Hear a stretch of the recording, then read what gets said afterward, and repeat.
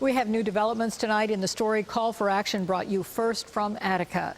The EPA confirms elevated levels of toxic chemicals from a burning pile of rubbish at Hillcrest Industries.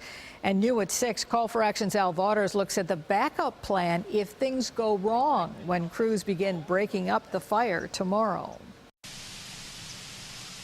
The foul odor from Hillcrest Industries led to some anxious moments at Attica Central Schools, as about a dozen middle school students complained of headaches from the smell. Gavin Harkins, a 7th grader, was among the students who fell ill and called his mom from the nurse's office. It just smelled like burning garbage inside the school. And how did that affect you?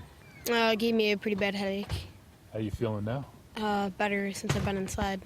There was kids in the nurse's office, and there was kids in the regular office waiting for their parents to come pick them up, and they were walking in there covering their noses. Attica is now bracing for EPA contractors to move into the 40-foot mountain of broken glass, plastic, and paper at Hillcrest Industries to put out the smoldering fires that environmental officials blame for the awful stench hanging over the village. With all the work being done at Hillcrest Industries just over the hill, all of the youth football games that normally take place here at Memorial Park are being moved to Pembroke.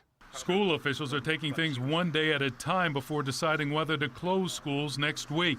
And if fighting the fires gets out of control, the schools will be part of any evacuation plans on a first-call basis. That they find or experience something difficult or problematic, they have asked that our Prospect Elementary School be a designated evacuation site for residents close to the facility.